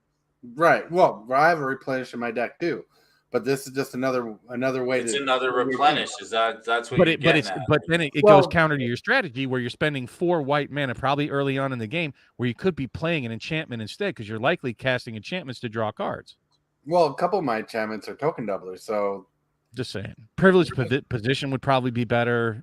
I run privileged position. Okay, so I mean, I kind of want to think about it from that standpoint. Like you named a privileged position and even the replenish. Like it's so where does it rank? Like if in an enchantment deck where you're recurring things, it's not a build around, but it's just another recursion effect that might be useful. Like I mean, that's kind of how it ranks. Very limited useful only for enchantments that are under 3 mana or 3 or less mana. Look in my deck specifically, this would be a good card. Outside of my deck, I wouldn't really. You would cut something for this. In my enchantments deck, I would cut something for this. Okay, well that's pretty cool. Like for me, I look at that goblin fungus and I go, is it I almost want to retool my commander deck around this, but is it better than the Gave that Bob's kind of put me onto? And I'm like, what do I cut? Is it worth a cut? Right? Maybe. There we go. We should have a section does it make the cut? Right? That should be the question. These cards make the cut. Your fairy, does it make the cut? Meaning, do you cut Fairy Vandal? Do you cut Ledger Shredder? Or do you cut the new fairy? You know what I'm saying? Right. Does it make the cut? I think that'd be a great segment. Like all I'm saying, like this set for my enchantment deck, there's 2 cards in this deck I'd put in my deck. But that I can tell this is definitely one of them in the big dinosaur. Well, that's for another deck, the dinosaur. The Heliod and this Archangel, I would consider and putting in my enchantment deck because my enchantment deck focuses on angels, not as much as I can, but there's spirits and tokens in there, so tokens are in the deck. So this would fit, especially with that last ability being the way it is. But my deck already has 3 planeswalkers, which 2 of them have the same ability where you can return all enchantments from the graveyard to the battlefield. This is a nerfed version of that. I'd only play it as like a mediocre version to bring stuff back, like my removal spells. That's it. There's no glorification in this full. What do you mean your removal spell? This won't bring back removal spells. Yeah, well, it'll bring back O-Ring. It'll bring back. You mean enchantments? Okay, not spells. Yeah, gotcha. We're still talking about my enchantment decks, and those, and this will bring back those kind of things. But like the 2 planeswalkers in my deck that have.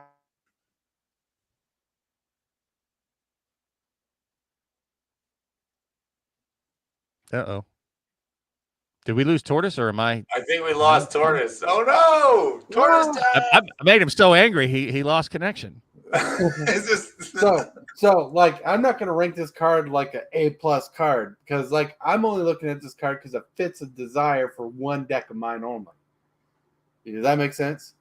I love that you're excited about a card. I look at that very mastermind, and that's like I look at it and I'm like, is this replace Ledger Shredder in my turns deck? No. Is it to me? Well, it's a tempo card, so you're playing it in response to your opponent's turn 2 cantrip.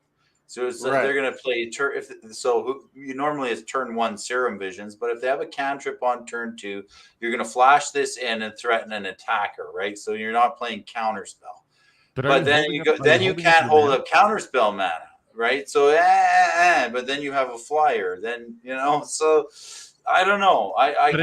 That's how I start thinking about it. Can I use this card? And I feel the same way about that maybe that Tortoise does, because I have a shell of a deck that I'm already playing, and I'm just wondering if it makes the cut. Right. Does it make the cut? But the question, what format is that? Modern or what are you playing? Modern, yeah, for modern. So modern, really, that's gonna tell if it's like a $10 or $15 card, if it's a $3 card, or because if it can replace or go into like that's Brazen Borer Petty Theft mana. That's right on Ledger Shredder mana. It's flash, so it's a tempo card. It's also a creature, but it doesn't. Yeah, it's. I don't know. It's a tough one. Like it's like the casting cost of any of these cards means as much to me as anything else that's on the card, right? For 4 mana, especially if it's triple white, that's hard. But if it's 2 colorless and 2, and we see these mana symbols over and over again, so we get an idea of like what do we want for that amount of mana, and you start, so you're like, okay, so now I'm just comparing about another choice of a card that costs the same, and just trying to decide how does it work with that. That to me that's how I look at things generally. Like the four mana. I mean, if you're not like running other, zero. What I've seen in a lot of modern decks is a lot of 0 casting cost, alternate casting cost. Man, so likelihood if you're sitting with 2 blue untapped in another, your opponent's already going to be gauging that for anything important, and it'll either bait it out. The things that the counter spells that catch people off guard are the ones that are 0 mana in modern that I see, right? And this doesn't counter it either. They still get it, right? So all you're doing is getting an extra benefit, whereas Ledger Shredder gets bigger, it gets beefier, it puts things in the yard, right? Right. It's so again, for me, I get less excited when you start looking at it that way. Well, it's not quite that good. Yeah. I mean, I was so excited when Ledger Shredder was printed. I was like, 2 mana, it's a flyer, a 1/2, gets bigger, it draws it, it connives, it draws a second card, it has an interaction on it. This is great. This is just what I needed for basically like rummaging almost, right? Yeah, every turn. Where this is situational, it might go off. Okay. Right. Yeah, I don't think it's better than Brazen Borer either. That bounces a permanent, because that's the one from Eldraine that's modal. So you got the 1/1 cost of Petty Theft, so you can return a non-land permanent to owner's hand, right? Well, so and the difference between this and so we have to compare the 2 different things. Like we'd have to go one at a time. So because they're both fairies, right? Flavor wise, we're almost comparing Flapples to Flapples, no? Well, okay, sure. but and I think I think the Brazen Bar can only block flyers. Is that correct? I can't remember. Yeah, it's At a least this could 3/1. block, right? That's it's the got a only downside. advantage this has. But this doesn't really interact with the other player. No, other than to it's give sort of them a banking card. on them, yeah, holding up counterspell and playing a cantrip. Like, but you're not stopping them from cantripping, right? No, you're just look. Okay, so this, you would be playing this. This would be the line of play that I see with this. If you're on the play, you're going to play land, Serum Visions, perhaps, to scry and draw and set it up. And then you go, okay, I got my Mastermind and my True Drop. Go to my opponent. And if they're playing blue, if they're playing Murktide, or they're playing a competitive modern deck, then playing cantrips, they're either going to play a Bauble or they're going to play a Serum Visions or something like that to a cantrip turn 1. That's the first problem with this card, because most players are cantripping on turn 1. And okay, so then back to me. I'm going to play a land, hold up 2 mana, and I've got this Mastermind in my hand. So now I'm representing Counterspell, and I say go. Okay, so now you untap, you play a land, and you're looking at me across the table with 2 untapped islands, and you're going, okay, well, maybe I'm not going to stick my Ledger Shredder or a threat. I'm going to play another cantrip. That's when you play this card. That's when this card wins. You're like, but it doesn't, you know what I mean? It's not a great win. It's just tempo. It's like, okay, well, I'll play another Serum Visions and maybe a Bauble and cantrip and draw 2 cards. So you're banking on your opponent to get greedy on their second turn and play around Counterspell and just do a cantrip where they can draw a card. What if they only play 1 spell on turn 2, which is then it's bad. Then it's bad, right? That's what we're just playing through the lineup. That is how this card reads to me in an optimal play pattern. This is what. So then, okay, you're hoping your opponent looks at you across the board with 2 untapped blue, and they say, okay, I'll cantrip and just do something dirtily and draw an extra card, and then you go, aha, I flash in my Fairy Mastermind and I draw that second card, and I'm going to untap with a 2/1 and hit you in the face with it. How threatening is that? Not very threatening. All it does is get you an extra card and sort of bluff your opponent not to play their 2-drop on their second turn. That's all it does. And how good is that? It's not that good. Comparing it to Brazen Borrower and Ledger Shredder, not even in the same arena to me. Not even the same arena, because with Brazen Borrower, you can just bounce their turn 2-drop and say, okay, my turn There's 3. Your tempo. Yeah, it's slow. It's half tempo. It's kind of playing at half tempo. Yes, that's what I'm trying to say, Bob. What are you trying to say, Brody? I'm trying to say it's not very good tempo. It's half tempo. Okay. Did you convince you or me? I think I just got, I wanted to. Well, when I see a new card and a new set and spoilers, and I see that mana cost, and I go, okay, what do we get for 1 blue and 1? Ooh, is it? I know it might be good in standard, or I might want to draft it, but is it going in my modern deck? That's what it means to me. I mean, I would say that this has a spot in the fairy deck. Certainly not going to be in like a standard fairy deck. Okay, is there a rogue deck? Well, yeah, it's rogue. It's rogue. So I mean, I'm talking about in standard. Like, so I don't think this has a spot in modern. Know. Really, not much. I think there's better plays at 2 mana. Yeah. In modern. However, moving on. I just think I don't think this is a fair comparison to Ledger Shredder or Brazen Borrower. I am 100% in agreement. The only thing cool about it is that it would be that. It's not. I agree with you 100%. Proxy the card. Proxy the card to see if you like it. See if it plays the way you want to. Then you don't have to spend your money on it if you don't like it. Yeah, I mean, I don't play modern, so I would wait and watch people like Nikachu and Kebby G and these other people that go out there and spend all their money on MitGo and see how they play out. See, do they really fit well? Yeah, I guess you'll have to look at the content creators, right? And see how they try and push this in. And I would bet we're going to get some MitGo players trying to force this into a deck and see how it performs. And I think it's sort of, Fugazi on that 4 mana, each player draws a card thing. Whatever. I can't imagine anybody ever playing that. I wonder how many times that'll ever get triggered in any Magic game anywhere. Probably very, very, very little. Very seldom. It's a mana sink at best. Commander raids, maybe if you got nothing else and this is it, and you're trying to. All right, we got to dig, folks. Okay, that's the only place I see this really having a home. Yeah, I have to retrain my brain a little bit to look at these cards objectively from one format to the next. Is that, okay, would I draft it? Would I put it in standard? Would I put it in modern? I draft it in commander. Is it go and try? Is it good in commander raids? And you got to give it this.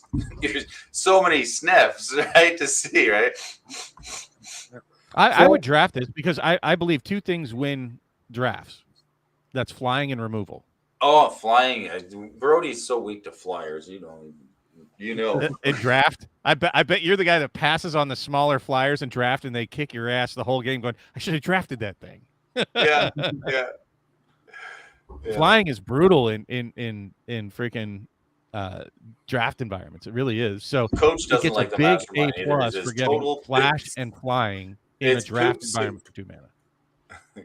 Coach is calling this one poop soup. Mana toilet. Total ice cream. The mana toilet. Just Heliod is interesting. I agree with you there, though it bothers me. It's not indestructible on its front side. It bothers me too. And it's also a nerfed, the front side is a nerfed effect of what it does. Because you can get a common that costs 3 mana that does it, but the common's not an enchantment. But like, and it's not a god. It's a god. No, I'm saying you're common. Yeah, no, the common's not a god.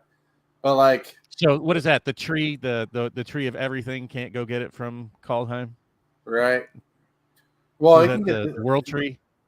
The world tree can grab this. It's a god, right? But it can't go grab your common. Nope. Or it was a Oromancer. If you had Mask with Nexus, you could. Right. But like, see, like the cards I talked about, I've assessed for my deck, my enchantment deck, and that's why I'd want them. Because like Heliod, even though he's a nerfed front face card, he's a 4/4, which is still decent, like in limited. But like his other side says he may cast spells as though they had flash. Yeah, that's baller. That is baller. And to me, in my enchantment deck, that's making my O-rings instant speed. My enchantment deck. But there's a major problem with this card, Tortoise. What? You can't get it back with Elspeth. Nope. That's fine. It's one too many. Right? One too many. Right? But my common card can be brought back with Elspeth. If this was 3 mana, dude. Dope! That would be dope. If this was 3 mana, dude, I'd be singing its praises all day long. But no, it's not. Even if it's 1 and 2 white, I'd still be singing its praises. Even if it was 3 as a 3/3 on the front side, that would be far more playable. Right. But it's still playable in the enchantment deck that I have. And that's what I like about it. But going on with all the cards, well, our assessment of the set can't be done because we don't have enough cards to assess. Like they just showed us these front-facing cards. Yay! It's funny because the one card in here that I was actually, I was watching Jake and Joel last night, and they were doing a dragon, a Gishath commander deck build, crowd build, and it's like, ooh, this will go good in that. The Galta and Maverick will go good, in that deck. Right. So it would go good in a Gishath deck. Right. I want it for my dinosaurs deck. Just because it's actually a decent dinosaur to recur. You got another frog up above that, which is... You got 2 frogs, actually. Yeah, but this is the cooler one, if you ask me. My opinion. 1 generic white, black, green. Legendary creature, human, frog, horror. First strike and death touch, which is pretty baller. You may play an additional land on each of your turns. Creatures and non-basic lands your opponents control into the battlefield tapped. And whenever a monster attacks, sacrifice a creature. That would be amazing in Commander Raids. Right? That would be amazing in Commander Raids. Right? Pretty solid. And you know why? Because your opponent is the boss monster. Yeah. Right. But these tokens, you have to attack into them and they have death touch. right? Is that the stuff that got spoiled on the Discord there, Bob? What? Well, I thought I saw something on the. Never mind. I thought I saw Are you something talking on about the what Matt put in there? No, that's a new Yeah. format. That's the tower format essentially. That's an alternate one, and that's not the one I was talking about. Where we're going to, well, stay tuned for Saturday. We'll talk about it more. I talked about it. I think on your show this morning. But there's some exciting stuff I think coming up for Lord of the Rings for Commander Raids. Well, there might. I want to see more spoilers from Lord of the Rings because Well, let's talk about. I don't think it's going to be a great for a second, and set. maybe reference just the Oathbreaker for a second here. Go for it. I just let's just pivot, and I'm having trouble doing that with Oathbreaker being officially accepted as a new Magic format, and Bob has introduced a number of people to Commander Raids, and it's another way to look at Magic cards in a whole, right? So I like that because it gives me a new perspective to look at something and say, hey, I may have a use for this that most people don't. Mm-hmm. To answer your question, for keeps, we if you're in the Discord, just put in there that you're looking for a game. I check it quite frequently. We played last night, though it wasn't a public game. I've been doing some public spell table games, and they filled up rather quickly. People were interested, and the server's growing.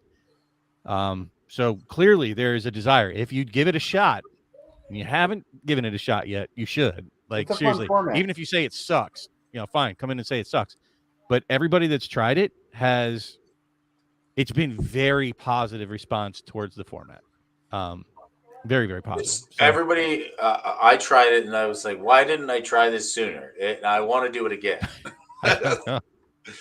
Like it is a lot of fun. It's the way I play now. Like it has dominated the way I play. Right. Like my whole focus on Magic is now that, and I try not to talk publicly about cards with the aspect of how it will do in Commander Raids, because a lot of people can't relate. Yeah, but now we almost have to start doing that because, like, look at, okay, is this good in Oathbreaker? Okay, no, it's attack ability. The same thing, not great, right? unless you're now recurring. we have to start considering that when we're like evaluating cards because we have another new format. Better sooner than later, right? Right. So, no, I agree with you that you have to kind of put on a different hat, which is kind of why I even chimed in here tonight. All right, I'll put on a different hat. I'm not this here. You want to see my Tim Pool impression? All right, fine. You are Tim Cool. So back to the Gitrog here, though. Like, I don't really like that last ability. I think it should be a May. That would be much more amazing. It would be, but since the original didn't have a May ability on its sacrificing, it's fitting. I'm just saying, I'd make the card more better. Who cares what it was like originally? Make it more better version. Well, that's what they kind of did with these two-headed monsters, where they had two characters on. They kind of melded two different characters and their abilities. Sure, that's fine. And it's a fine card. And I do want to make a frog deck. Unfortunately, like, my favorite frog is not here. It's not Yargle? No. It's the one, Grolnok, I think is his name. It's not Spore Frog? No, Grolnok. Spore Frog's dope, but Spore Frog's okay. I like Spore Frog. I do. I got an OG Spore Frog. I got a couple of them. I think I only have like 2 though, or 3. Spore Frog. Spore Frog's great, especially talk about recursion. My friend runs it in his Muldrotha deck as a fun fog effect, and sometimes it gets out of hand as a good fog effect. Well, I don't know what you mean by get out of hand. I'm a fog type player. Back in the day, I was a Thallid fogger. Chub Toad. I ran Turbo Fog 2 standard segments in a row. I love Turbo Fog. I love fog effects. With that and the Spike Feeder, if y'all remember that one. I do remember Spike Feeder. But my first Turbo Fog deck was a mill deck, and the second one was I build up until I can Blasphemous Act to Stuffy Doll on you. Well, my first favorite card was Amur Kithkin before I knew anything about anything. And then it was Great art fungal. on that card. Man. What's that? Art on Amur Amur Kithkin? Kithkin. Yeah. I don't think she's a Kithkin though. That's funny. But no, it was Fungal Bloom. Fungal Bloom. I was so trying to break that Joker back in the day. Just couldn't do it. It 4 makes wild sense. growths. Just pumping out as many, sport counters as you Quentin can. Hoover. But so I've always had like an affinity. I don't know. I kind of associate spores and frogs and all that stuff together, and they just kind of play well flavor wise. And if you're playing frogs, play the fogs. Yep.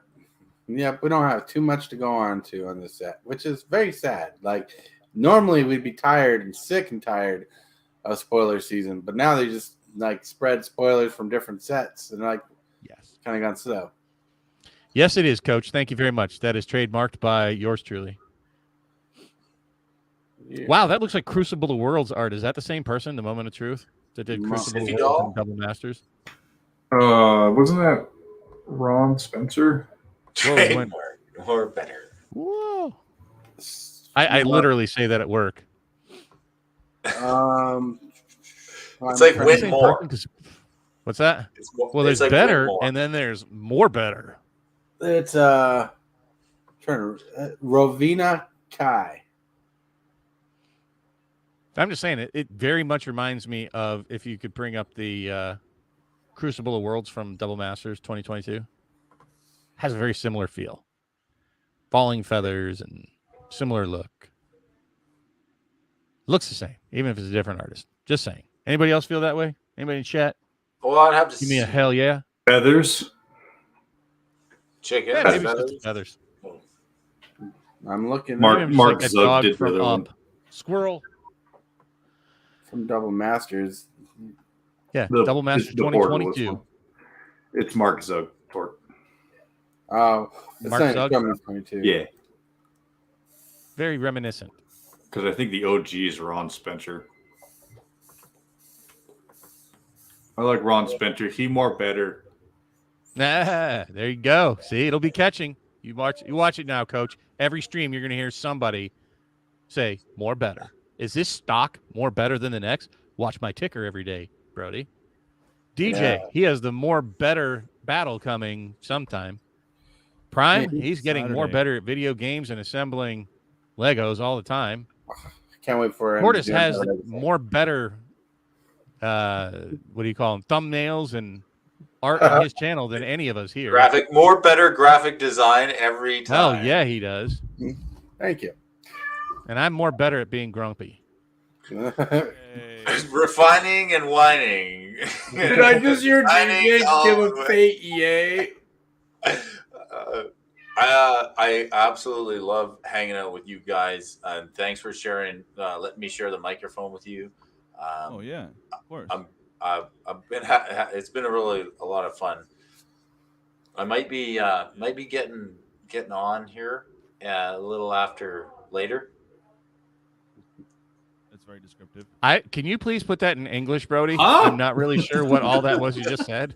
I'm too dumb That's to filter it Canadian. out. Where I gotta Canadians. go. I might be getting on here a little after later. So you're leaving then? Yeah, I understood each of those words, but just not in the order you put them together. I'll be back. All right, bro. So you're saying And it's if you can have Snosberry more tastes better. like I Snosberry. could have. I might be getting on a little more after later. Holy Moses, I don't know what that means. He'd probably go live on his channel. Is that what you're saying? You're going to go live a little later, Brody? No. I'm gonna head out. I'm gonna probably. There make you a little go. I supper understood here. I thought Pawz is gonna join us. And it's getting old for this late, man. So Well, it's tired and I'm late. So I need to get on later as well. Thank you. All right. My third finger ear is itching to scratch a Snosberry. Well, you want to bring us home, maybe, Tortoise? I'm gonna head on out for the night. I gotta make a little bit of supper and spend some time with Miss Alfonso. Ooh. Sounds like trouble. All right. Well, I'll you be guys, cooking supper for her, so that's that's what I gotta do. you guys can have a good night. Thank you for jumping on, Brody. And I really appreciate you guys. Got a lot of fun out of this one. Thanks so much for letting me share the mic with you guys. It's been a pleasure as always. And the card analysis really a lot of help getting my head around some of these cards there, Tortoise. So it was nice to have a good look at these. I guess hope to come on again. Mm-hmm. And Bob, before you leave, sometime next week we need to scrap together so we can do a non-drinking live of Commander Raids on my channel. Sure. Okay, sounds good. And I hope you enjoy the set. I hope a lot of people do. It's not for me. I'll maybe grab a single at some point down the road if I have a deck that screams I want this card. But there's nothing going to make me rush out and buy this set. Yeah, this set other than I already pre-ordered the Commander decks because they come with Plane Chase cards, and I have the Plane Chase anthologies. I want Plane Chase cards, but I want them for Commander formats. So that's something. Right. Sounds good. Robert, I gotta get going here. I did a live this morning. I'm getting a little tired. I'm going on 4 hours of streaming today, so I mean, I'm getting a little bit pooched. Yeah, Robert me says, too. Brody says, "Screw you guys, I'm out." Screw you guys, I'm going home.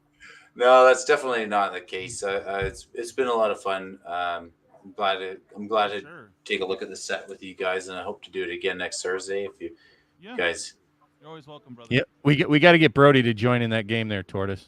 Try to set it up around his schedule. Oh, yeah, we're gonna have to find a good time. Good time, like between Wednesday and Friday would be the best times to do something like that. And we'll pull in Prime if he's not sleeping. Yep. Prime. I sleep more All than right, guys. a 90-year-old I'm man. gonna take off. Hopefully, I said some words that made some sense to people. If not, sorry, no, I tried. It was like super informative from everyone. Everyone did. Whoa, is that DJ? DJ, Yeah, your volume DJ, is we like, can't hear you, bro. What are you talking Can't hear you at about? all. DJ, There we Can you hear me No, now? you're still super low. Kinda. What the kind of hell? low, yeah. put the mic right against your mouth. It is. What the hell? Woo! Hey. Bruh. I didn't even know you were talking. I thought I heard something in the background. I thought it was somebody else had something going on. And Dude, they so were I picking thought up it was a on their mic. TV for a second. I'm like, what? So did I. All right, yeah, I really got to go, guys. It's almost 10 o'clock at night here, and I'm old. I really am, and I want to go hug Well, Miss Sherry thank Vegas. you so much and for coming on. Much appreciated. Is that louder?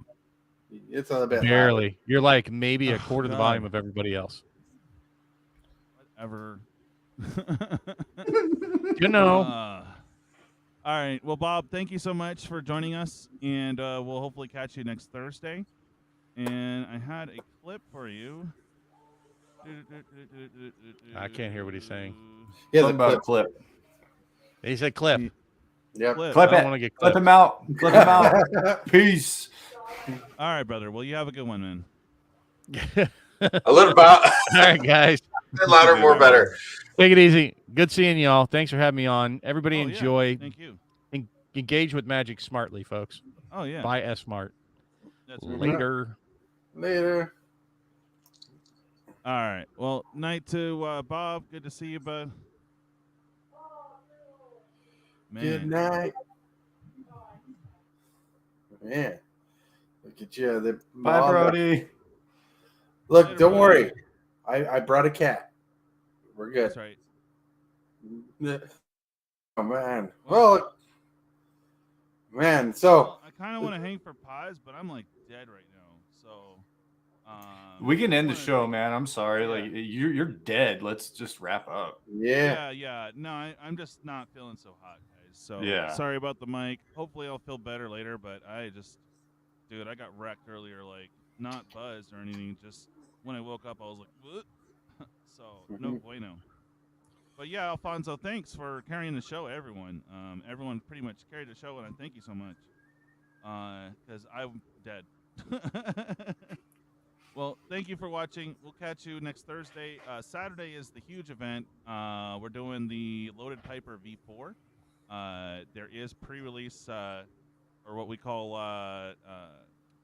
early squirrel prize wheel you guys can get in.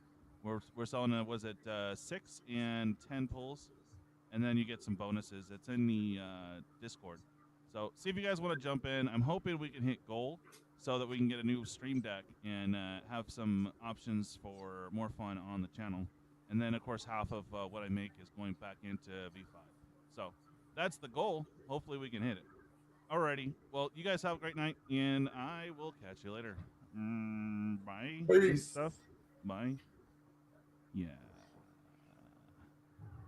Bye. Okay. Dude, I'm